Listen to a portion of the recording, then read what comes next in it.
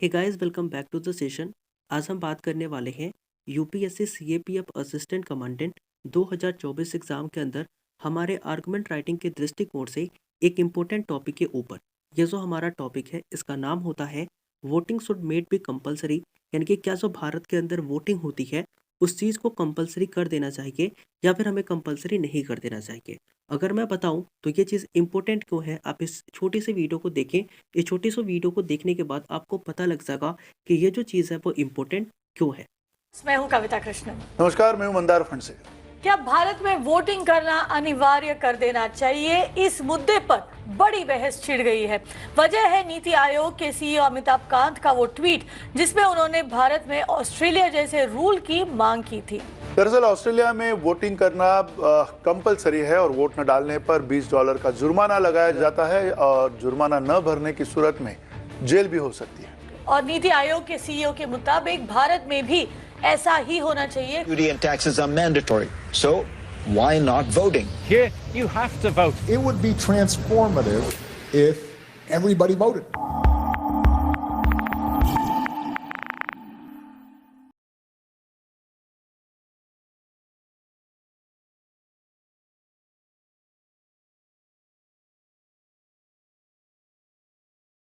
तो इस video clip को देखकर कहीं ना कहीं आपको अभी तक समझ आ गया होगा कि टॉपिक कितना ज़्यादा इम्पोर्टेंट है।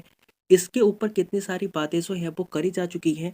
तो इसके ऊपर हम देखेंगे कि हमारे फॉरेन अगेंस्ट पॉइंट क्या हो सकते हैं, कौन कौन से भी हमारे फेवरिंग पॉइंट हो सकते हैं जो हम यहाँ पे लिख सकते हैं, और कौन कौन से भी हमारे अगेंस्ट के पॉइंट हो सकते हैं जो कि हम यहाँ पर लिख सकते हैं। सबसे पहले मैं बात करूंगा आर्गुमेंट राइटिंग के। तो आर्गुमेंट राइटिंग आप जब भी लिखते हैं आपको एक कहीं ना कहीं स्ट्रक्चर जो है वो फॉलो करना होता है, तभी जाकर के आपको नंबर जो है एग्जाम के अंदर मिलते हैं। अगर मैं बात करूं तो आप कैसा स्ट्रक्चर रख सकते हैं, कौन सा फॉर्मेट होता है जिसके अंदर आपको आर्गुमेंट राइटिंग लिखनी चाहिए, उसकी अगर मैं बात करूं तो सबसे पहले आपको चाहिएगा कि जब भी आप आर्गुमेंट राइटिंग लिखते हैं, कोई भी टॉपिक पे आप लिखते हैं, तो उस टॉपिक को आप इंट्रोड्यूस करें। और इंट्रोड्यूस करने के लिए आप क्या कर सकते हैं, कहीं ना कहीं एक छोटे से इंट्रोडक्शन का हेल्प कर सकते हैं। उसके हेल्प से, उसकी मदद से आप उस टॉपिक को कहीं ना कहीं क्या कर सकते हैं, इंट्रोड्यूस कर सकते हैं। मैंने यहाँ पर क्या करा है उस चीज़ को आप देख लीजिए। मैंने बेसिकली इंट्रोड्यूस किया है किस तरीके से, वो भी मैं आप दिखा देता हूँ। मैंने बेसिकली लिखा है कि voting is a process by which a democratic countries people choose their representative. कहने का मतलब क्या है, कहने का मतलब ये है कि वोटिंग एक प्रक्रिया है जिसके माध्यम से होता क्या है कि ऐसे जितने सारे देश जो कि डेमोक्रेटिक हैं, उन देशों के जितने भी सारे लोग हैं वो अपने रिप्रेजेंटेटिव को चुनने के लिए एक ऐसे प्रोसेस का इस्तेमाल करते हैं जिसे हम वोटिंग कहते हैं। This is a primitive and simple way to prove majority. यानी कि ये जो हमारा तरीका है ये प्रिमिटिव है, काफ़ी ज़्यादा पुराना है और काफ़ी ज़्यादा साधारण भी है। प्रिमिटिव और सिंपल बोल सकते हैं, साधारण और पुराना है, जिसकी मदद से हम क्या करते आए हैं पिछले कई सालों से, या पिछले कई सालों से या बोल लो या फिर कई युगों से हम मेजोरिटी जो प्रूव करते हैं वो इसी वोटिंग के बिहाफ पर करते हैं। But recently lower polled votes raise a question that should voting made be compulsory. यानी कि अभी हुआ क्या है कि जो हालिया चुनाव हुए हैं वहाँ पर हमें देखने को ये मिला है कि जो परसेंटेज वोट पोल्ड होते हैं ना वो क्या हुए हैं, कम हुए हैं। और लोअर पार्टिसिपेशन ऑफ वोटर्स, यानी कि जो वोटर्स हैं उनका पार्टिसिपेशन कम होता जा रहा है। इस चीज़ को ध्यान में रखते हुए सरकार ये सोच रही है कि क्वेश्चन खड़ा हो रहा है सरकार के सामने कि क्या जो हमारे वोटिंग है उनको कंपलसरी कर देना चाहिए, यानी कि ऐसे लोग जो वोट नहीं डाल रहे क्या उनको पनिश किया जाए, या फिर ऐसे किसी भी नियम को ला करके कैसे भी करके हम क्या वोट देना कंपलसरी कर सकते हैं।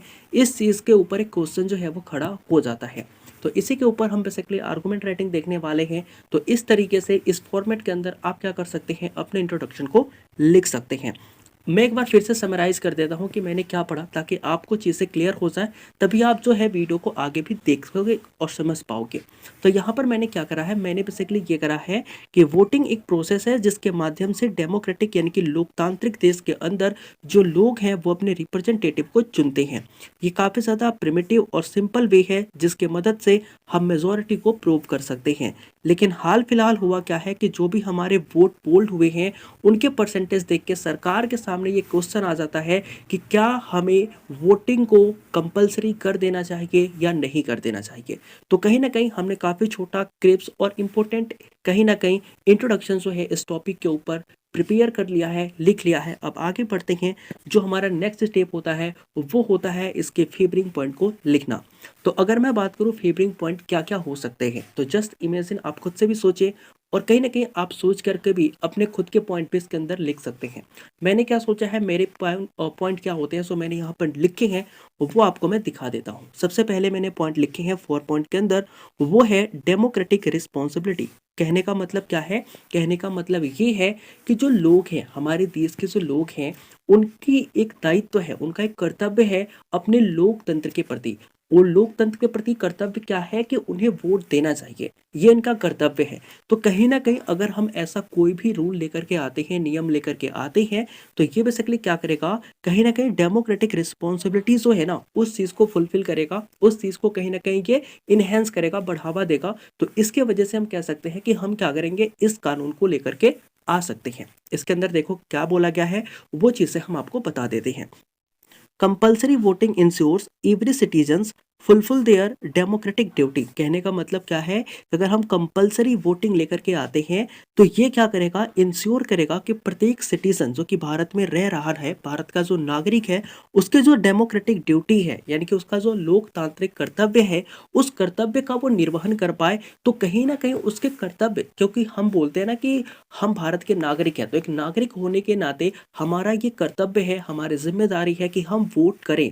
तो कहीं ना कहीं जो लोग वोटिंग से पीछे हटते हैं, वोट में नहीं जाते, तो उनको हम क्या कर पाएंगे, कहीं ना कहीं एक तरीके से प्रमोट कर पाएंगे कि आप अपने कर्तव्य को पूरा कर रहे हैं, उनका कर्तव्य भी पूरा हो जाएगा और हमारी वोटिंग भी हो जाएगी। तो ऐसे कानून हम लेकर के आ सकते हैं। ये हमारा पॉइंट नंबर 1 होता है जो कि इसे फेवर करेगा।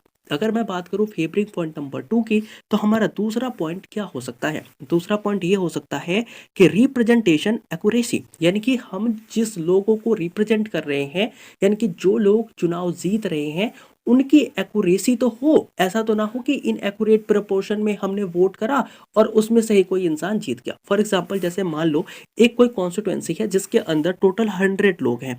अब उस 100 लोगों में जब चुनाव हुआ तो जो 50 लोग हैं ना, उन्होंने वोट ही नहीं करा। और वोट कितने लोगों ने करा, मात्र इन 50 लोगों ने जो है वो वोट करा। अब बताओ, अब वहां पर कोई कैंडिडेट जो है वो 26 वोट पा रहा है, तो क्या वो मेजोरिटी में हुआ कि नहीं, वो जीत गया या नहीं जीत गया, जीत गया ना। क्यों, क्योंकि वहां पर वोट ही पोल्ड हुए हैं कितने, 50%। अब जरा सोच के देखो, इस 100 के कंपैरिजन में इस 26 की क्या औकात है, कुछ औकात नहीं है ना। हो सकता है कोई सामने से बंदा चुनाव लड़े तो वो 74% वोट पा जाए, तो ये कहीं ना कहीं हार जाता कि नहीं हार जाता, हार जाता ना।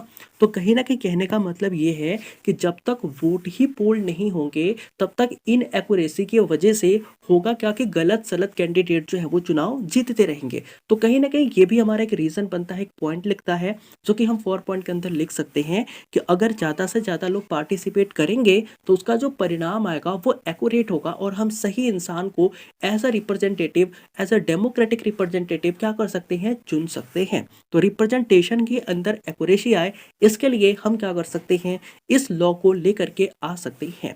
तो कहीं ना कहीं ये हमारा दूसरा पॉइंट हो सकता है। इसके अंदर मैंने क्या लिखा है वो भी आप पढ़ लीजिए। जहां पर मैंने लिखा है, it lead to more accurate representation of public opinion as larger portion of the population participation in the electoral process. यानी कि जो हमारा इलेक्टोरल प्रोसेस है, उस प्रोसेस के अंदर जब लार्जर पार्टिसिपेशन, लार्जर पोर्शन का पॉपुलेशन जो पार्टिसिपेट करेगा, तो कहीं ना कहीं उसकी वजह से जो भी रिजल्ट आएगा वो एक्यूरेट होगा और हमें सही रिप्रेजेंटेटिव मिल सकता है। तो कहीं ना कहीं ये हमारा दूसरा पॉइंट हो सकता है, जिसे आप अपने कॉपी के अंदर लिख सकते हैं, नोट डाउन कर सकते हैं। वहीं अगर मैं बात करूं हमारे तीसरे फेवरिंग पॉइंट की, हमारा तीसरा फेवरिंग पॉइंट क्या होता है, उस चीज को भी हम देखते हैं। तो तीसरे फेवरिंग पॉइंट के अंदर हम ये लिख सकते हैं कि सोशल कोहेशन, यानी कि जो समाज के अंदर एकता है ना, कोहेशन है, वो कहीं ना कहीं नजर आएगी। अब बोलोगे कि सर जी ये कैसे नजर आएगी, मैं बताता हूँ। ये ऐसे नजर आएगी, जस्ट इमेजिन, आप जरा सोच के देखिए कि अगर वोटिंग हुई और मेजोरिटी लोगों ने वोट करा, तो जो भी हमारा कैंडिडेट जीतेगा वो कहीं ना कहीं मेजोरिटी के दिमाग से ही वोट किया होगा, यानी कि मेजोरिटी ने कुछ सोचा होगा, सोच समझ के वोट करा होगा और किसी कैंडिडेट को जिताया होगा। अब मेजोरिटी तो गलत नहीं हो सकती ना, ऐसा नहीं है कि मेजोरिटी गलत नहीं होती, कई बार मेजोरिटी भी गलत हो जाती है।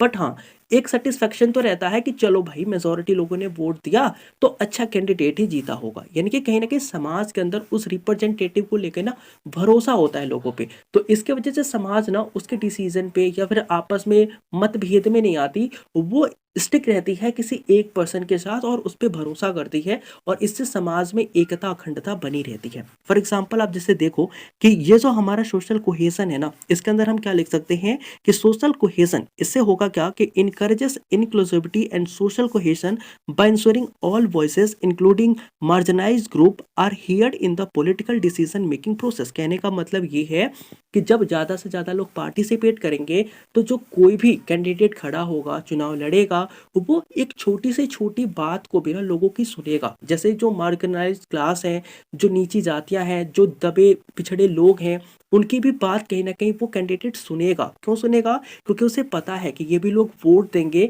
और इनके वोट की भी हमें ज़रूरत होगी, तो वो सभी की बातें सुनेगा। और जब वो सभी की बातें सुनेगा तो समाज में एकता स्थापित होगी, समाज जो है वो इक्वलिटी की राह पे जाएगी और लोगों के बीच में जो है ना भाईचारा बने रहेगा। तो कहीं ना कहीं ये भी हमारा तीसरा रीज़न है कि समाज के एकता बनाने के लिए जो मार्जिनलाइज ग्रुप हैं, जो छोटे पिछड़े लोग हैं, उनकी बातें सुनी जाए। इसके लिए हम क्या कर सकते हैं, कंपलसरी वोटिंग का प्रावधान लेकर के आ सकते हैं। अगर मैं बात करूं चौथे पॉइंट की, तो वो क्या होता है, पॉलिटिकल स्टेबिलिटी, यानी कि जो हमारी पॉलिटिकल यानी कि राजनीतिक स्टेबिलिटी है, स्थिरता है, उसको हम स्थापित कर सकते हैं अगर ज़्यादा से ज़्यादा लोग पार्टिसिपेट करते हैं वोटिंग के अंदर। ये पॉइंट कैसे निकल के आता है? फॉर एग्जाम्पल ना, मैं आपको बहुत दूर नहीं भेजूंगा, हम चलते हैं अपने पड़ोसी के देश पाकिस्तान के अंदर। पाकिस्तान में जब हम जाएंगे तो हमें क्या मिलेगा, हमें मिलेगा कि वहां पर क्या करती है, जो मिलिट्री होती है वो गवर्नमेंट को कंट्रोल करती है। ठीक है, जस्ट एग्जांपल आप सोच के देखो कि वहां के जो लोग हैं ना, वो एक एक्टिव पार्टिसिपेशन दिखाए चुनाव के अंदर। जब भी चुनाव हो, लोग जो हैं वो निष्पक्ष होकर के चुनाव में जाएं, वोट करें और एक सही रिप्रेजेंटेटिव को चुने। तो उस रिप्रेजेंटेटिव के पास कितनी पावर होगी, वो कोई सा भी डिसीजन लेने के लिए ना आर्मी के ऊपर बाउंडेड नहीं होगी। तो कहीं ना कहीं हम बोल सकते हैं कि आर्मी के ऊपर उसका बाउंडेशन नहीं होगा, वो खुल के डिसीजन ले सकती है। और इससे होगा क्या कि किसी एक पार्टी को, जैसा आपने नोटिस किया होगा कि पाकिस्तान में ना कोई भी पार्टी आती है, वो अपने कार्यकाल को पूरा ही नहीं कर पाती, उसके कार्यकाल पूरा होने से पहले उसका तख्ता पलट हो जाता है। तो ऐसी चीजें ना नहीं देखने को मिलती है जब कोई भी पार्टी मेजोरिटी में जीतती है।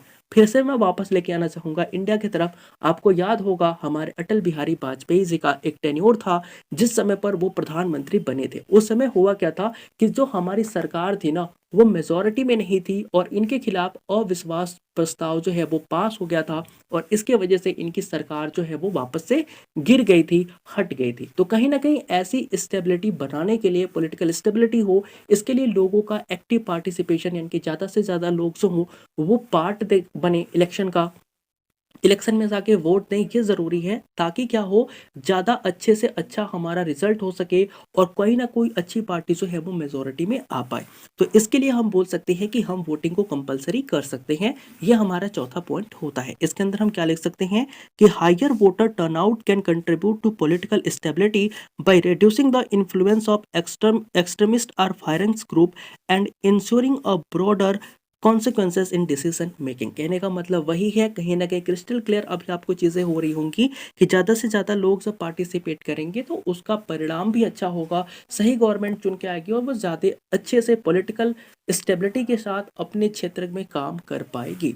तो इस तरीके से ये हमारे 4 फेवरिंग पॉइंट होते हैं जिन्हें हम लिख सकते हैं। अगर इसके अलावा हम बात करें हमारे अगेंस्ट पॉइंट की, तो भाई साहब जाहिर सी बात है कि कोई सी भी चीज़ हो रही है तो हमें क्या होना है ना कि अपने जो विचार रखने हैं यहाँ पर ना हमारा प्री ओपिनियन कोई नहीं होना चाहिए।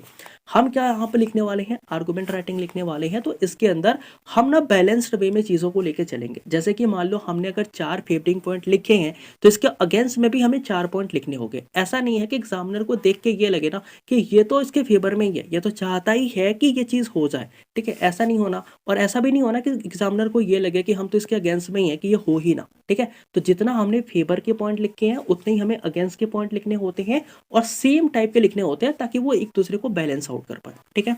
तो यहाँ पर हम अपना पहला अगेंस्ट पॉइंट क्या लिख सकते हैं वो देख लेते हैं। यहाँ पे हम लिख सकते हैं फ्रीडम ऑफ चॉइस, यानी कि भैया हमें तो स्वतंत्रता है चुनने की।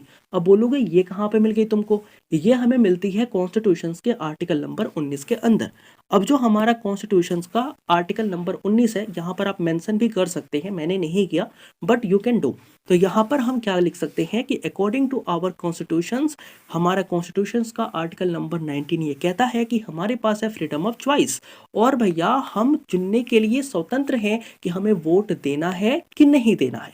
अब मान लो मेरी इच्छा है कि मैं वोट ना दूं, ठीक है, और सरकार कह रही है कि नहीं तुमको वोट जाके देना ही है, जैसे ऑस्ट्रेलिया में है, अगर नहीं दिया तो $20 का जुर्माना लग जाएगा। अब भैया ये तो फ्रीडम ऑफ चॉइस नहीं है ना, तो ये तो गलत है, ये तो अनकॉन्स्टिट्यूशनल है, इसे तो हम खारिज कर सकते हैं। तो कहीं ना कहीं हम बोल सकते हैं कि ये हमारा अगेंस्ट पॉइंट आता है। इसके अंदर हम लिख सकते हैं कि हमारे पास फ्रीडम ऑफ चॉइस है, यानी कि हम किसी भी चीज को चुनने के लिए स्वतंत्र हैं। Mandatory voting infringes upon individual freedom to choice and expression by compelling citizens to participate in the political process they may not support। कहने का मतलब ये है कि अगर कोई इंसान पॉलिटिकल सिस्टम को सपोर्ट नहीं करता, उसे राजनीति में कोई इंटरेस्ट नहीं है, तो उसे कंपलसरी वोटिंग करा के हम कहीं ना कहीं उसके फ्रीडम ऑफ चॉइस का उल्लंघन कर रहे हैं। इसके खिलाफ वो कहाँ पर जा सकता है, सुप्रीम कोर्ट में जा सकता है। आर्टिकल नंबर 32 के खिलाफ सरकार के अंदर वो बोल सकता है कि भैया ये देखो हमारे साथ जबरदस्ती कर रहे हैं, ठीक है। तो ये हम लिख सकते हैं अपने अगेंस्ट पॉइंट के पहले पॉइंट के अंदर। दूसरा हमारा पॉइंट क्या कहता है, ये कहता है पॉलिटिकल अपैथी, यानी कि भैया मान लो कि आप क्या नहीं कर सकते, किसी को फोर्सफुली ना राजनीति के अंदर पार्टिसिपेट नहीं करा सकते। तो forced participation does not necessary lead to inform or meaningful voting. कहने का मतलब ये है कि आप फोर्सफुली किसी को वोट करा रहे हो और अपने वोट परसेंटेज को आप बढ़ा रहे हो, इसका मतलब ये नहीं है कि जो वोटिंग हो रही है ना वो बहुत अच्छी है, लोगों का बहुत ही अच्छा रिस्पॉन्स आएगा, लोग सही कैंडिडेट को ही चुनेंगे, क्योंकि लोगों को तो पता ही नहीं है कि उन्हें वोट करना भी है या नहीं भी करना है। और फॉर एग्जाम्पल जैसे आप सोच लो कि मान लो कि किसी को वोट देने जाना नहीं है, for a reason, multiple reason उसके हो सकते हैं, लेकिन हुआ क्या कि कुछ लोग ने कहा कि चलो भैया नहीं जाओगे तो जुर्माना लगेगा, इस वजह से वो क्या हो रहा है, वोट देने जा रहा है। और इस समय पर होगा क्या, जिस कैंडिडेट के पास पैसा है वो अपने पैसे से उस पर्सन को पोलिंग बूथ पे लेके जाएगा, और इसके वजह से वो क्या कहेगा, चलो इसी ने लाया है तो इसी के नाम पे हम वोट दे देते हैं। तो इससे क्या होगा कि एक्यूरेसी नहीं आ पाएगी, जिस एक्यूरेसी की हम बात कर रहे थे अपने फेवरिंग पॉइंट के अंदर। तो इसके वजह से हम ये बोल सकते हैं कि फोर्सफुली वोटिंग के अंदर पार्टिसिपेशन कराने से जरूरी नहीं है कि इसका जो रिजल्ट आए ना वो बहुत अच्छा आ जाए। तो ये हमारा दूसरा अगेंस्ट पॉइंट होता है, जो कि हम लिख सकते हैं कि पॉलिटिकल अपैथी हमारी होती है, यहाँ पर नजर आती है, वो कहीं ना कहीं हम यहाँ पर क्रिएट करके इस सीन को दर्शा सकते हैं अपने आर्गुमेंट के अंदर। अगर मैं बात करूँ तीसरे अगेंस्ट पॉइंट की, तो वो क्या होता है, बेसिकली जो हमारा तीसरा अगेंस्ट पॉइंट होता है वो ये कहता है कि एडमिनिस्ट्रेटिव चैलेंजेस, यानी कि जो सरकार की एडमिनिस्ट्रेशन है ना उसके अंदर काफ़ी सारी चैलेंजेस देखने को मिलेंगी। फॉर एग्जाम्पल जैसे अभी मैंने बोला कि ऐसे ऐसे चीज़ें हो रही हैं, कोई किसी को बैठा के ले गया गलत सलत तरीके से उसके कानों में, या फिर जो भी बोल दो पैसे वैसे खिला के, वो वोट भी तो खरीद सकता है। तो ऐसे करके एडमिनिस्ट्रेटिव चैलेंजेस भी कहीं ना कहीं आते हैं सरकार के सामने, अगर ऐसी सरकार कानून लेकर के आती है। तो इसके अंदर हम क्या क्या लिख सकते हैं, implementing compulsory voting involve significant administrative challenges, यानी कि अगर हम क्या करते हैं कंपलसरी वोटिंग इम्प्लीमेंट करते हैं तो ये अपने साथ कई सारे सिग्निफिकेंट एडमिनिस्ट्रेटिव चैलेंजेस लेकर के आएगी, जिसके अंदर सबसे पहला चैलेंज होगा कि इंक्लूडिंग इन्फोर्समेंट, यानी कि अगर हम इस चीज को इन्फोर्स करते हैं तो जैसे पेनाल्टीज हो गए, हम किसी के ऊपर पेनल्टीज लगा रहे हैं तो वो भी तो एक वसूला कैसे जाए। जैसे मान लो मैंने वोट नहीं दिया तो अब सरकार उस पेनल्टी को वसूलेगी कैसे, ठीक है। जो हमारे कंप्लेंट्स हैं, जो लोगों ने कंप्लेंट्स करे, उनको वो कैसे बेसिकली प्रूव करेगी, ठीक है। तो इन सभी चीज़ों के लिए, और इसके अलावा जो वोटर रजिस्ट्रेशन इशूज़ हैं, जैसे अभी आपने देखा होगा कि आपने रजिस्ट्रेशन करा दिया, लेकिन 2 साल, 3 साल, 1 महीना, 2 महीने के बाद आपका नाम जो है ना इलेक्टोरल लिस्ट में आता है। तो ऐसे मान लो किसी इंसान ने ना रजिस्ट्रेशन कराया, उसका नाम ही नहीं आया, ठीक है, और वो वोट ही नहीं दे पाया, और फिर सरकार बोले कि ना भैया तुमने तो वोट ना दिया, आप पैसे निकालो। तो इसके वजह से क्या होगा कि सरकार का जो गवर्नेंस है, जो सरकार का एडमिनिस्ट्रेशन है, इसके अंदर चैलेंजेस काफ़ी सारी आ जाएंगी, और इसके वजह से हम बोल सकते हैं कि नहीं नहीं, ये जो हमारी बेसिकली वोटिंग को कंपलसरी करने की बात चल रही है ना, ये गलत है, ये नहीं हो सकता, ठीक है। तो ये हमारा तीसरा अगेंस्ट पॉइंट होता है, जिसको हम यहाँ पर लिख सकते हैं। अगर मैं बात करूँ चौथे अगेंस्ट पॉइंट की, तो हम यहाँ पे क्या लिख सकते हैं कि क्वालिटी ओवर क्वांटिटी काफ़ी इंपॉर्टेंट है, और काफ़ी ज़्यादा बेसिकली कि सेटिस्फाइंग भी मेरे को लगा। इस चीज़ को आप भी लिखिएगा, कहीं ना कहीं इसे आप स्किप मत करेगा। अगर आपके पास पॉइंट है तो आप उसे लिख सकते हैं, अदरवाइज ये पॉइंट ना आप स्किप नहीं करेगा, लिख दीजिएगा, एक्स्ट्रा पॉइंट भी बना के लिख दीजिएगा। ये बेसिकली क्या कह रहा है कि क्वालिटी ओवर क्वांटिटी, यानी कि आप ना क्वांटिटी बढ़ाने से अच्छा है कि क्वालिटी के ऊपर काम करो। फॉर एग्जाम्पल मैं बताता हूँ, काफ़ी सारे जो वोट होते हैं ना, जब वोट पोल्ड होते हैं तो वो कैसे हो जाते हैं, नल एंड वॉइड हो जाते हैं, क्योंकि लोगों को ना पता ही नहीं होता कि वोट दिया कैसे जाता है, ठीक है। कोई लोग जाते हैं, ठीक है, एक इंसान को वोट देना है, वो 2-3 को वोट देके चले आते हैं, और इस केस में वोट क्या हुआ, वो नल एंड वॉइड हो गया, वो कैंसिल हो गया, ठीक है। तो इस तरीके के जो वोटर है ना, उनको हम अगर समझाते हैं, उनको सिखाते हैं कि आप इस तरीके से वोट करिए, ताकि किसी एक कैंडिडेट को आप वोट कर पाए और सही तरीके से वोट कर पाए, आपकी वोट की जो कीमत है वो ना वैल्यू डिग्रेड ना हो, उसकी वैल्यू वैसे ही रहे जैसे कि हर इंसान की होती है। तो उससे अच्छा ये नहीं है कि हम क्वालिटी के बजाय क्वांटिटी को बढ़ा दें, यानी कि पहले 100 लोग वोट देते थे, उसमें मान लो 60 लोगों का वोट जो है वो नल एंड वॉइड होता था। अब मान लो कि 200 लोग वोट देते हैं, और उन 60 लोगों का ही वैलिड है, और बाकी जितने लोगों ने वोट दिया उनका क्या होगा, नल एंड वॉइड हो गया। तो इससे तो कोई फायदा नहीं हुआ ना, हम वापस से गिनती जब करेंगे तो उन 60 वोटों पे ही करेंगे। तो कहीं ना कहीं हम बोल सकते हैं कि क्वांटिटी बढ़ाने से अच्छा है कि हम क्वालिटी पे फोकस करें, लोगों को सही जानकारी दे, सही तरीके से उन्हें ट्रीट किया जाए, उन्हें कहीं ना कहीं एजुकेट किया जाए, ताकि वो अच्छे से वोट दे पाए, ठीक है। तो ये ज़रूरी है, ना कि क्वांटिटी। तो क्वालिटी ज़रूरी है, ना कि क्वांटिटी। इस चीज़ को आप कहीं ना कहीं कोट कर सकते हैं, इस चीज़ को आप कहीं ना कहीं लिख सकते हैं। ये हमारा चौथा अगेंस्ट पॉइंट होता है। इसके अंदर हमने क्या लिखा है ये भी देख लेते हैं।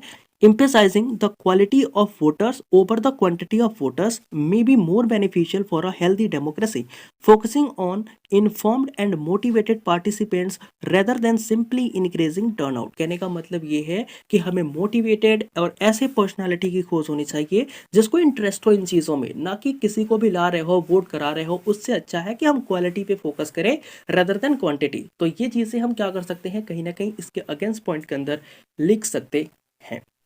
इसके अलावा अगर हम बात करें अपने कंक्लूजन की, तो कंक्लूजन के अंदर हम क्या लिख सकते हैं, तो बेसिकली कंक्लूजन के अंदर हम लिख सकते हैं कि like every coins every situation has two faces. यानी कि कोई भी जैसा क्वाइंस होता है ना, क्वाइंस के 2 फेसेस होते हैं, एक हेड और एक टेल। ऐसे ही हर सिचुएशन के ना 2 पहलू हो सकते हैं, एक पॉजिटिव एस्पेक्ट भी हो सकता है, एक नेगेटिव एस्पेक्ट भी हो सकता है।